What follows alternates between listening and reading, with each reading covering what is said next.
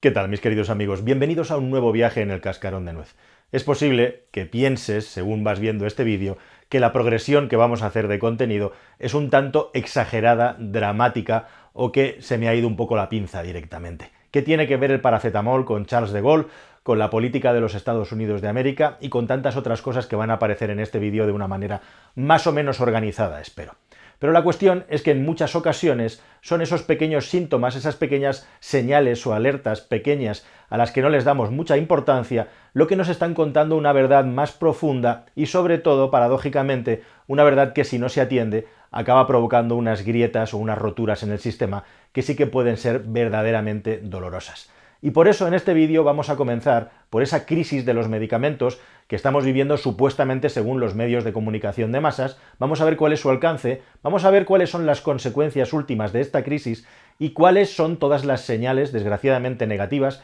que nos están trayendo ahora además que en estos días se está reuniendo el foro de Davos, un foro que ha quedado pues prácticamente diluido y que ha perdido importancia en una sociedad, más bien en un mundo global que cada vez es menos global y que por lo tanto hace que cada vez tenga menos fuerza. Así que vamos a empezar, vamos al lío.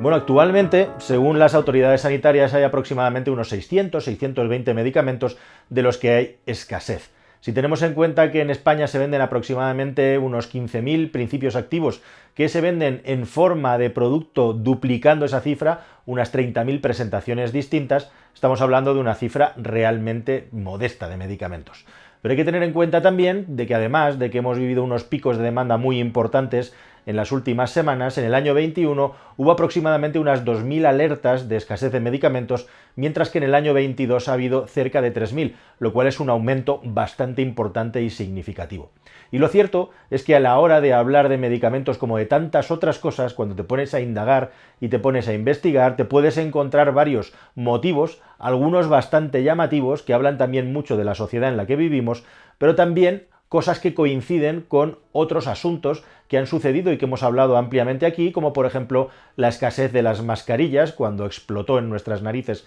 el problema de la pandemia, o por ejemplo también la escasez de los microchips que estamos viviendo en los últimos tiempos. Y lo cierto y llamativo es que al margen de que haya picos en epidemias de determinadas enfermedades, como las infecciosas respiratorias, en las que hemos tenido en la Navidad del 22 y un poco antes, unos picos superiores a los del año 19, justo antes de que comenzáramos a conocer desgraciadamente al COVID-19 SARS, que han hecho que efectivamente escaseen no solo los medicamentos asociados, sino también la atención médica necesaria para todas las personas que la requerían. Como digo, hay otros motivos muy llamativos e interesantes que nos van mandando señales. Bueno, hay motivos como por ejemplo que la industria farmacéutica presione para conseguir mejores precios en aquellos medicamentos que tienen menores márgenes, pero es muy importante tener en cuenta también que de todos estos medicamentos, como de grave es esto, existe hasta un 97% de cobertura en marcas alternativas genéricas con el mismo principio activo, con lo cual realmente el problema de la escasez de medicamentos, a pesar de lo que se pueda decir en los medios de comunicación,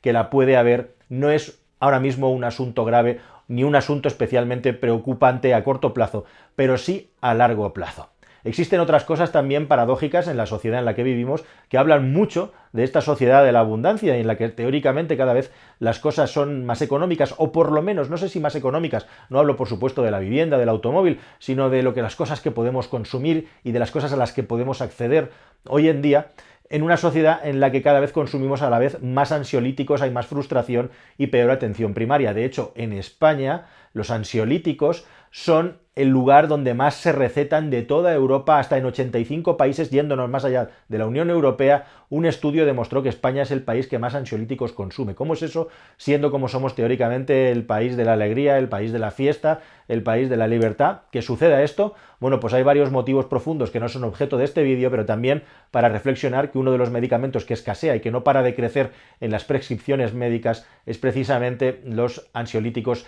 y los antidepresivos, que generan mala calidad de vida si hay mala praxis médica o sobre todo mala atención primaria porque a las 3-4 semanas de estar tomándolos deberías de dejar de tomarlos, si no, lo que estás provocando es una adicción, sobre todo psicológica, que hace que esto se eternice y que hoy en día, más o menos y resumiendo, entre 10 y 12 de cada 100 personas españolas estén tomando ansiolíticos. Luego hay otros motivos también que hablan, como digo, de la sociedad en la que vivimos y que podemos proyectar a través de la venta de medicamentos, como es el hecho, por ejemplo, de que un medicamento como la semaglutida se haya puesto de moda en países occidentales, especialmente en los Estados Unidos de América, pero también en otro de alto poder adquisitivo, porque un medicamento que está pautado para la diabetes de tipo 2 se ha descubierto que es interesante y bueno para reducir peso y la gente anda como loca intentando conseguirlo para adelgazar en lugar de para la prescripción para la que está establecido. En países donde hay mucho control farmacológico, como por ejemplo en nuestro, supuestamente siempre, no es tan fácil conseguirlo para otros fines, pero en otros países andan tan a lo loco buscándolo y consiguiéndolo que se ha agotado en muchos lugares,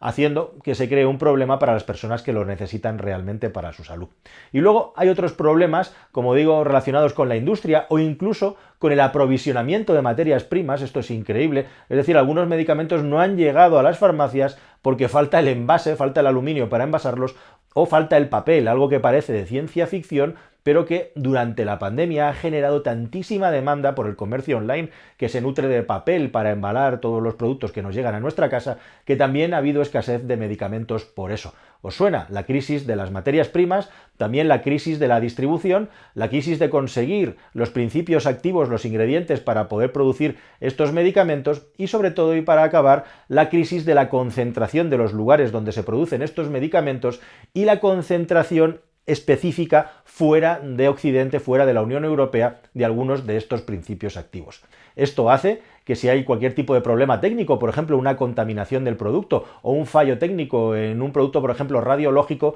se pueda romper la cadena de suministro. Y hace también que cualquier problema en la cadena de suministro a nivel mundial que incida, ya sea por el transporte, ya sea por un bloqueo, porque hay una saturación del transporte desde Asia hasta Europa, o directamente porque cambien las condiciones sanitarias en Asia, podamos quedarnos sin medicamentos. Y aquí hemos llegado finalmente a la crisis del paracetamol, porque en Francia tenéis que saber que la gente está cruzando la frontera hacia Italia, pero también hacia España. Antes iban a por tabaco y a por gasolina, y ahora van a por paracetamol e ibuprofeno, porque en ese país en concreto realmente está escaseando mucho. ¿Y cómo es posible que algo tan básico, tan esencial y tan sencillo como el analgésico universal como es el paracetamol escasee a estas alturas? Bueno, pues una explicación, y la principal, viene de China y de la India. De China, porque sí, es allí donde se produce la mayor parte del paracetamol que consumimos acá, y lo que está ocurriendo, como ha ocurrido con el petróleo, que es algo alucinante, es que precisamente por la escasez que ha habido especialmente del refinado y específicamente del gasoil, pues ha hecho que China, que tradicionalmente era un país exportador, se lo quede para ellos y para sus reservas para no tener escasez o directamente una falta. Con el paracetamol ha pasado exactamente lo mismo, que por cierto, podríamos hacer un paralelismo con las benzodiazepinas, que es algo que viene derivado del petróleo también, pero en este caso estamos hablando de algo tan sencillo como el paracetamol. En China lo que ha ocurrido es que después de la política de COVID-0 tan agresiva que ha tenido el Estado, viene el gran boom de los contagios y con ello un consumo exacerbado de paracetamol, que es lo que se receta en primera instancia para las personas que se han contagiado de COVID. Y resulta que lo que ha hecho China es, debido al aumento espectacular del consumo de paracetamol, dejar de exportarlo, dejar de exportar el principio activo porque lo necesitaban para ellos. Y luego hay otro país, que es la India, donde tenemos la otra base de producción general de paracetamol, de ibuprofeno y otros principios activos, que como ha hecho también con el petróleo, por cierto, pues ha decidido priorizar las exportaciones ¿hacia dónde? Pues sí, hacia China, en lugar de hacia Europa, hacia Occidente, donde cada vez, y aquí viene el resumen o la elevación del asunto, tenemos menos importancia y menos relevancia a nivel internacional y pintamos menos igualmente en las relaciones internacionales. Así que se puede hacer un perfecto paralelismo entre la escasez de determinados medicamentos básicos que están relacionados también con el COVID, con todos los problemas de la cadena de suministro, los microchips o incluso el petróleo y la situación que estamos viviendo actualmente en este lugar. Y es que parece que nuestras autoridades, nuestros políticos, no se enteran o no se quieren dar cuenta de cómo el mundo ha virado, ha girado, y nosotros nos estamos poniendo a la cola de los reactivos, de las reacciones, para intentar solucionar todo esto. Y aquí llega un punto, llega un momento en el que uno de los estados de la Unión Europea, que siempre ha sido, digamos, más independiente a la hora de tener su propia opinión o de favorecer o promover políticas nacionalistas intraeuropeas, como es Francia, muy por delante de Alemania, ha levantado la mano y ha dicho: señores, No solamente nos faltan microchips, no solamente nos faltan baterías, no solamente tenemos que mirar hacia adentro para reindustrializar Europa, sino que también en la industria farmacéutica tenemos que montar un plan para no ser tan dependiente de otros lugares. Porque sí, el paracetamol, el ibuprofeno y otros principios activos también se fabrican en otros países como Brasil, en Latinoamérica, pero igualmente al final acaban dependiendo de China para determinadas materias primas. Y aquí nos topamos con un problema, como digo, que puede tocarse desde puntos tan dispares como un metal, como una energía o como un medicamento, pero al final siempre acaba ocurriendo lo mismo. Hemos creado un sistema absolutamente perverso en el que no toda la parte de la sociedad se ha enriquecido con una globalización y un sistema deslocalizado en el que hemos mandado no solamente la producción industrial, sino también las emisiones a otros lugares en el planeta, y ahora pretendemos, en un parpadeo a nivel de tiempos económicos, desglobalizar la economía para poder tener ese nivel de autarquía suficiente como para que podamos tener de todo y ser autosuficientes en aquellas cosas que son absolutamente estratégicas. Y nos chocamos contra una pared, lo estamos viendo, que no por regar de millones un determinado país o un determinado sector, ahora vamos a montar el plan de las baterías, ahora vamos a montar el plan de los microchips. No, estas cosas no funcionan así. Necesitan su tiempo, necesitan su cadena de suministro, necesitan sus fábricas. Y por ejemplo, en Francia, donde han decidido que van a tener su propia fábrica de paracetamol, hace unos días un político francés tuvo que salir a contarle a la opinión pública francesa a regañadientes que hasta el año 2025 no iban a ser capaces de tener su propia fábrica porque no da tiempo, no hay materiales y materialmente, valga la redundancia, esto no se fabrica, no se construye de un día para otro. Y en estas, queridos amigos, que la Unión Europea intenta hacer algo y es Francia justamente quien lleva la delantera, y al estilo Charles de Gaulle, como se hizo en los años 50, cuando salió el gran personaje que intentó hacer que Europa tuviera una voz única en materia de seguridad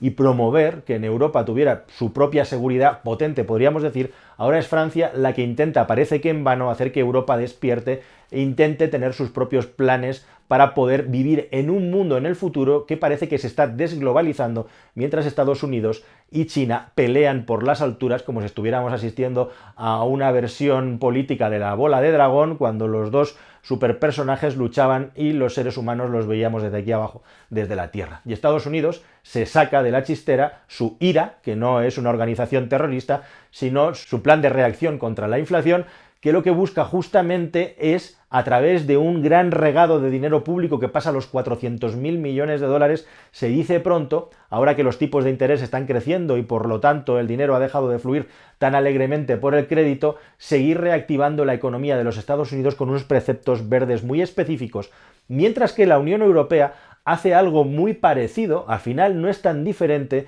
pero hay una grandísima diferencia. Mientras la Unión Europea está trabajando para intentar subvencionar determinados sectores, para intentar regar de dinero determinados mercados que tienen que crecer porque son estratégicos, al final no se diferencia tanto las intenciones de un país y del otro. Los Estados Unidos de América y los chinos les añaden una capa de diplomacia y una capa también de proteccionismo, de mirada hacia el interior. Es divertido y curioso cómo esto lo empezó Donald Trump, pero Joe Biden no ha tocado ni un milímetro esta política de recogimiento hacia el interior. Alguien tendría que pensar un poquito por qué y cuáles son los motivos, teniendo en cuenta la diferencia tremenda que hay en principio de ideologías. Pues en Europa no tenemos nada de esto. Es decir, no tenemos un plan de relación con el mundo, más allá de ese plan en el que queremos incluir a todo el mundo, mientras fuera nuestro están los países que quieren crecer a toda velocidad, como la India, otros países asiáticos, a los que nuestros derechos humanos y nuestras filosofías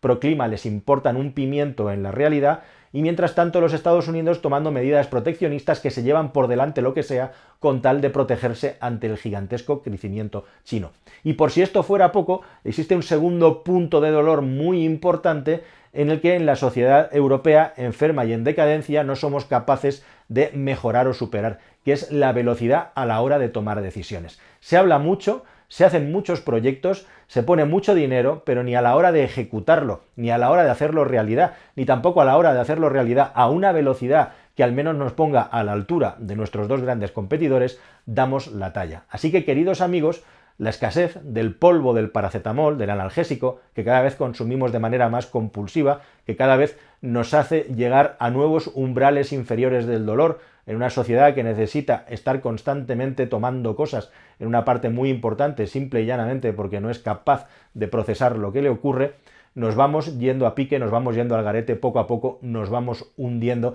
y parece que nada ni nadie lo va a poder remediar. Y esto puede sonar muy pesimista. Mañana volverá a salir el sol, volveremos a salir a la calle y volveremos a ir como pollo sin cabeza haciendo todas las cosas que hacemos cada día. Los grandes cambios, los cambios más importantes, no se notan de un día para otro, pero sí que hay un día, un momento en el que haces clic y te das cuenta que todo a tu alrededor ha cambiado y que en todo ese proceso de transformación ni te habías dado cuenta para que cuando finalmente te has dado cuenta ya no se pueda hacer nada. ¿Haremos algo? ¿Conseguiremos revertirlo? ¿Conseguiremos ser lo suficientemente inteligentes y audaces como para poder contraponernos a esta situación? ¿O este barco se hunde definitivamente y estamos condenados a la irrelevancia? Esa es la grandísima pregunta, queridos amigos, que ahí os dejo en el aire. Hasta el siguiente vídeo. Adiós.